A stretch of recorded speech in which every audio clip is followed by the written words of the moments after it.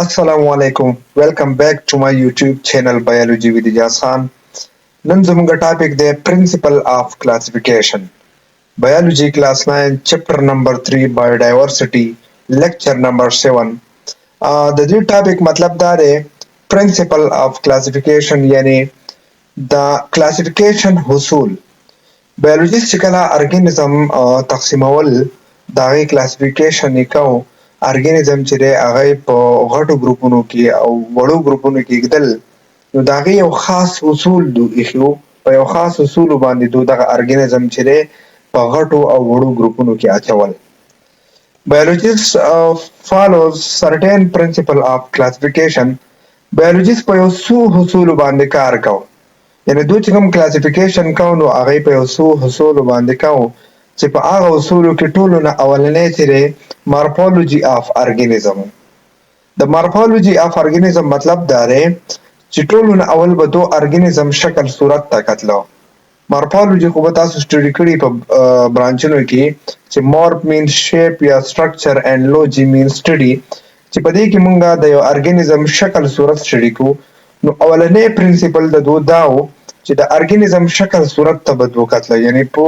دنیا کې چې دو ګرځېدله د دو مخې له چې څونه ارګانیزم راتله د هغو شکل صورت ته به یې کتله کوم چې یو شان وو هغه به یې په یو شانې ګروپ کې اچول سیم ګروپونو کې اچول کوم چې مختلف وو هغه به یې په بدل ګروپ کې اچول ټیک شو biologists classified organisms on the basis of apparent similarity ټولو اولنی اصول دا و چې apparent similarity په بنیاد باندې ارګانیزم دو تقسیم کړي او د apparent similarity مطلب دا دی چې ظاهري چې کوم خصوصیاتو ظاهري شکل صورت ته به دو کتله ظاهري چې کوم یو شانوالی په ارګانیزم کې دې ته apparent similarity ویل کېږي لکه ظاهري مخې ته څونه ارګانیزم راتله نو د هغو کلر ته به یې کتله چې د کوم کلرونه یو شان وو هغه یو ګروپ ته ویشلو هایټ ته به یې کتله دنګوالی اوچتوالی هایټ وغیره دې لحاظ سره چې کوم ډېر زیات هایټ به یې زیات و نو هغه به یې په یو ګروپ کې اچول کوم چې د هایټ نه کم و هغه به یې بل ګروپ ته ویشلو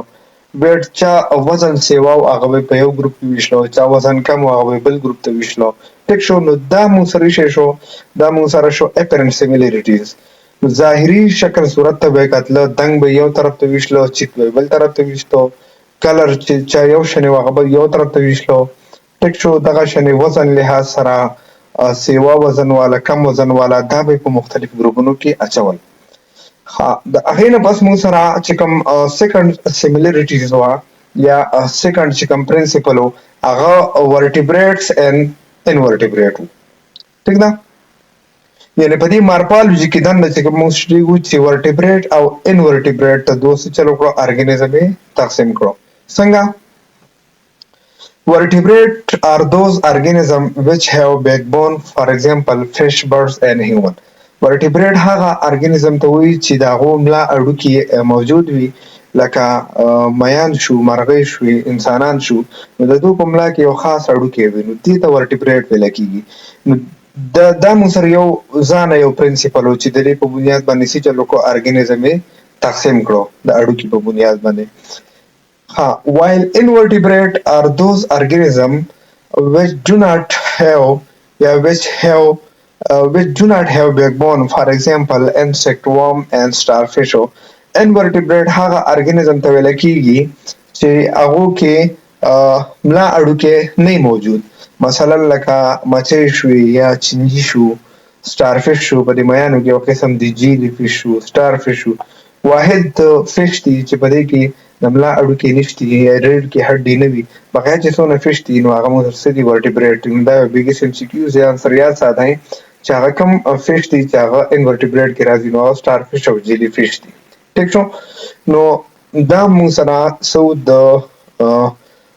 کلاسیفیکیشن یو اصول چې ارګانیزم یې څه ورټیبریټ ته واچول څه انورټیبریټ ته واچول په ورټیبریټ کې بیا موږ سره فش برډ هیومن راغله او په انورټیبریټ کې انسیکټ وارم او سټارفش وغیره راغلو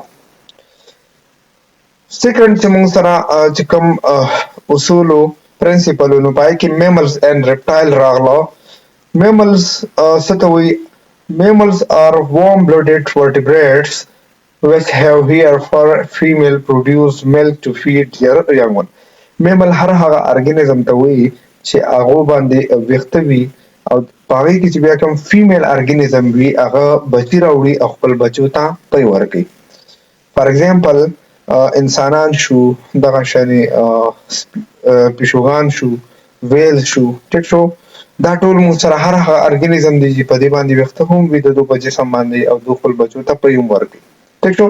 But mammal evolved distinct feature like hair and ability to give birth to the young ones. خو میمل چې دی هغه اوس چې چلو شو هغو کې څه مختلف باندې خصوصیات چې دی هغه اپیر شو، ظاهر شو، لکه د دوی په جسم باندې به ویښته و، دوی به خپل بچو له څه ورکول؟ پی ورکول او بچي به یې راوړل. while reptile are cool blooded and lays egg and have a scaly skin. خو بل طرف ته که reptile ته وګورئ نو هغه cool blooded و. اوس warm blooded او cool blooded کې څه فرق دی؟ میمل warm blooded و او reptile چې دی cool blooded و. د warm blooded مطلب دا دی چې دو په هر موسم کې خپل هغه ټمپریچر چې دی هغه مینټین ساتلی شي، یعنې په یخ کې ځان ګرم ساتي، په اوړي کې ځان یخوي. او کول بلډډ هغه چې هغه خپل ټمپریچر چې دی هغه مینټین نشي ساتلی. نو ریپټایل چې دی موږ سره په کول بلډډ کې راځي. او بله خبره دا وه چې دوی به څه کول؟ هګۍ اچولې ریپټایلز، ټیک شو، او هغې نه د دوی سکین و، لکه سکین چې دی په هغې باندې بله پاسه لچې لچې وي، ټیک شو، داسې سکین چې دی هغه موږ سره مختلف و په نسبت د میمل. نو دا موږ سره یو څو پرنسپل و چې هغې په بنیاد باندې ارګانیزم چې دی هغه مختلف علاقو ته، مختلف ځایونو ته لاړل، تقسیم شو، ټیک شو. نو په هغې په بنیاد باندې بیا دوی څه چلو کړه؟ جدا جدا ګروپونو ته واچول. د هغې نه علاوه 4 نمبر چې دی جینټکس په بنیاد باندې هم دوی ولګېدل. یو اصول دا و چې لکه د جینټکس دوی کتله، جین سټډي به دوی کوله او په هغې کې بیا سیملر جین یا ډفرنٹ جین یا په جین بالکل ایبسنټ و، صحیح نه، یا جینټیکل چې کوم ټریټس او خصوصیات و د هغې په بنیاد باندې ارګانیزم څه کړو؟ کلاسیفای کړو. نو on the basis of genetics ټولو نه اولنی چې کوم موږ سره پرنسپل و منډلز انهریټنس ان پی پلانټس، یعنې ګریګر منډل چې دی کوم انهریټنس سټډي چې کړی وه په پی پلانټ باندې، د مټر په بوټي باندې، ټیک شو. منډل چې څومره سټډي کړی وه خپل زندګي واقف کړې وه، نو هغه څه وي؟ the inheritance of the traits like flower colors such as purple and white, while seed shape such as rounded and wrinkled. These traits follow recessive and dominant pattern. دوی لکه پی پلانټ چې کله د سټډي کوو نو په دې کې ډېر زیات مختلف خصوصیات وو، صحیح ده، لکه 7 قسمه په دې کې خصوصیات وو. خو په هغې کې دا 2 چې دی دلته کې دا راکړي دي چې یو خو د ګل چې کوم کلر و نو هغه سپین هم و، هغه باطنګړي هم و، یو پکې دا خصوصیات و، ټیک شو. بل خصوصیت پکې دا و چې د کې چې کوم تخم و، د مټر چې کوم تخم و دا هم راوډډ و، غوړ و، هم دا چې دی شړل شړل و، رینکلډ و، ټیک شو. نو هغه وي دا چې کوم خصوصیات دي نو دا موږ سره بعض ټایم کې ریسیسیو پیټرن چې دی دا فالو کوي، بعض ټایم کې ډامیننټ پیټرن چې دی دا موږ سره څه کوي؟ فالو کوي. نو د دې په بنیاد باندې بیا موږ سره چې کوم بایولوژیسټو، ټیک شو، یا ساینسدانانو هغو لګېدله په یو خاص اصولو باندې، خاص پرنسپل باندې دا ارګانیزم یې مختلفو کیټګریز ته واچول. دغه شانې دغه چې کوم پی پلانټس و صرف په کوم کې ریسیسیو، کوم کې ډامیننټ پیټرن راتله نو هغه یې په یو خاص ګروپونو کې واچول. بیا چې کوم کې موږ سره وایټ کلر فلاور و هغه یې په بل ګروپ کې واچول، ټیک شو. پرپل والی بل کې واچول. دغه شانې سیډ چې کوم راوند و هغه یې بل ګروپ کې واچول. کوم چې رینکلډ سیډ و نو هغه یې په بل ګروپ کې واچول. نو دا مختلف اصول و چې د دې په بنیاد باندې بایولوژیست او ساینسدانان راغله او دا ارګانیزم یې څه کړو؟ تقسیم کړو. نو چې کله ارګانیزم تقسیم کړو نو دې سره بیا ارګانیزم چې دی موږ ته لږ ونې اساني پیدا شوه. دا ارګانیزم موږ په اسانۍ سره سټډي کولی هم شو او دا موږ اسانۍ سره پیژنو. الله حافظ.